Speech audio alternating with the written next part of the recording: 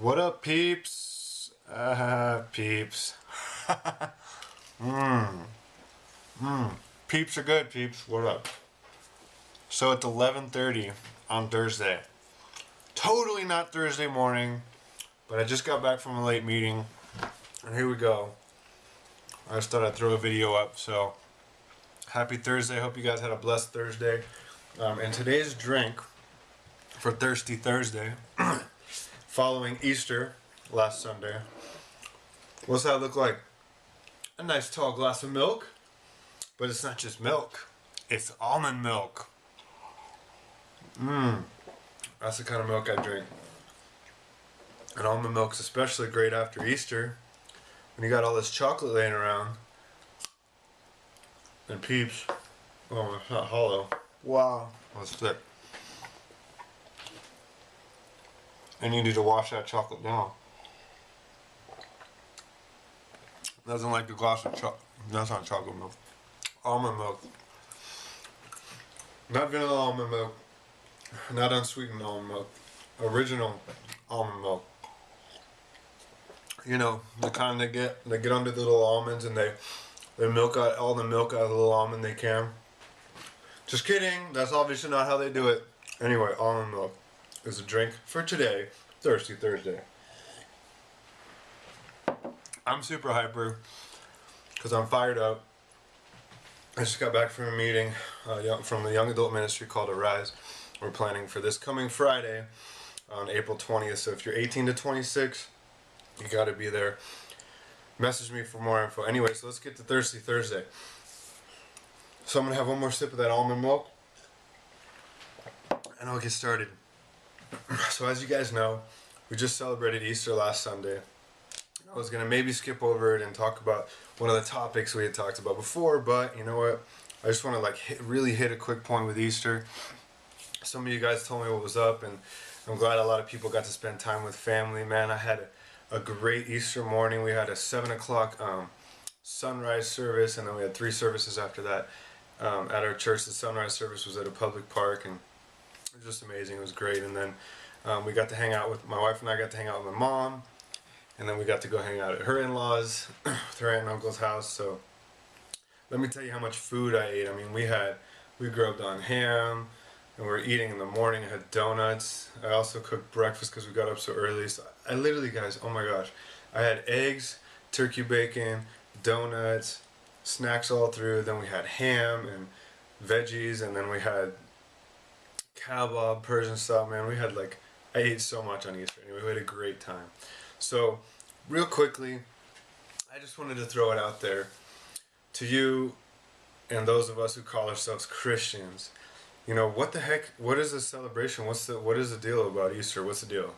And those of you that aren't Christian or aren't believers or maybe believe or think you believe, whatever, I encourage you to just listen, and I just want to give you a quick brief summary of what I think is really important. And there's so many important things we could talk all day about how great Easter is, but I wanted to tell you guys a little quick story. And those of you that are Christians, whether evangelical, Catholic, Protestant, whatever it may be, like, what does Easter really mean to you? Is it just about going to church because you have to go to church twice a year on Easter and Christmas? Or, and more deeply, exactly what is it? We believe that Jesus was crucified, he died, and 3 days later he rose again, right? I mean, so what else? What does that mean? What does that mean to you? What does that mean to us? Why do us Christians get so crazy excited about Easter, right?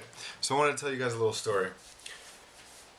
So this is a little girl, and she's going on a road trip with her dad, right? They're going to go on a road trip, and they're going to have a picnic out in this area that they go hang and have father and daughter time, right? And this little girl is deathly allergic to bee stings. I mean, she gets stung, she's got to get rushed to the hospital within 5 minutes, or she swells up, and whoosh, adios, right? And she knows this, so she is really afraid of bees, right?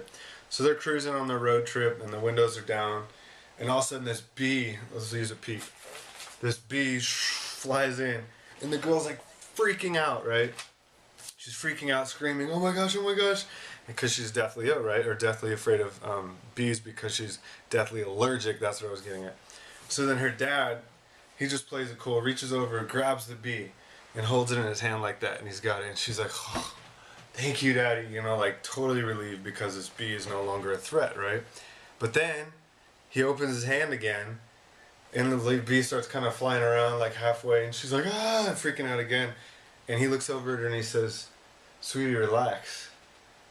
I've already taken the sting. He can't harm you anymore. How cool is that, right? The bee stinger is in the dad's hand. So that father, her father, took the sting for her so that bee could never harm her again. Because as we know, the bee can't sting again after the stinger's out, right? Well, I like to equate that story. It's a great story I heard a couple years ago. That's what Jesus did for us when he died on the cross. He took the sting of death away from us who believe, from Christians. That's why we're so excited, and the resurrection brings even more to it, you know what I mean? And like I said, dying on that cross, Jesus took the sting of death from us. And if you think about it, death hurts a lot of times. Some people are blessed to just pass out, fall asleep in their old age, and then they're dead and then beyond. But death is a painful thing, for the people that are actually dying, for those of us that have no idea what's on the other side, for those of us that do believe what is on the other side. I mean, there's so many things to deal with death that is painful. So there's a sting that is dealt with, and then that right there is just so much what I love to sum up about Easter. Is dying on that, he took on all of our sin, and we now can have everlasting life. And that's why as Christians get so excited about Easter, because it's like, wow, Jesus came in human form, and he died on that cross for our sins so that we may be forgiven and have everlasting life, right? And he rose again, so in fulfillment of the scriptures, so as the scriptures in the Old Testament were fulfilled because of what happened with him. I can go on and on and on. Those of you who know the story, that's awesome. But I like that little story, is that Jesus took that stinger. He took that sting of what death was before he came, and he just took that away from us. So it's important, for me anyway, to just kind of get that out, you guys. And I just want to say, as we already have celebrated the resurrection of Christ, I want to encourage you guys, and again, if you're a believer or not, I know that some of you guys that may not be are like, oh my gosh, why is he talking all this God stuff? But I just encourage you to listen. So when we celebrate that resurrection of Christ, I think about like when they did crucify Jesus, and on that day, if you guys have seen Passion of the Christ, it's like a crazy sad movie, but that's what went down. And that was a Friday. On that Friday, it was Good Friday to Easter, I'm going to talk about real quick.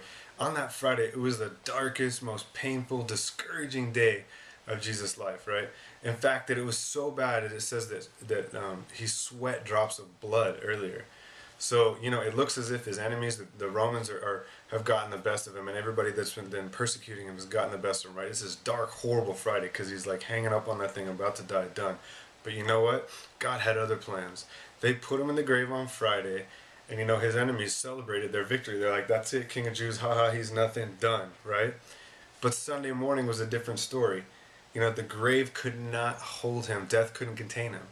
The forces of darkness could not stop him. On that third day, he came out of the grave and he said, I was dead, but now I'm alive forevermore, right? So he went from this horrible day of getting crucified, persecuted, all these things, to being resurrected, and he's alive forevermore, right?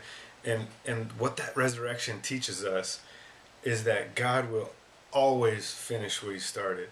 No matter how dark it looks, no matter how bad that Friday that Jesus had, right? No matter how horrible it looks, no matter how long it's been that you've been believing for this promise, whatever, no matter how many people are trying to push you down, right? If you just stay in faith, God will always, I promise you guys, always take you from Friday to Sunday. He's always going to complete the good work he started in you. And that's what I love to take away from Easter. And that's why a lot of Christians that get that and understand that are so excited about the resurrection. And there's so many other reasons too. But I just wanted to share that with you guys. I know it's normally a topical thing on Thirsty Thursday, but that was really in my heart to share. I'm sorry it's so late. I'm going to try again next week on Thursday to get with it. Oh, also, 2 weeks from today, I have a huge, really, really, really, really big announcement to make that I'm super excited about. And it has to involve these 2 eggs, and that's all I'm going to say. So I'll leave those right there and look for that announcement, not next Thursday, but the following Thursday. But I will see you next Thursday. Don't forget to pour yourself a glass of amazing almond milk to wash down all your Easter candy you have left. Comment below, subscribe above. hit me the thumbs up and the like.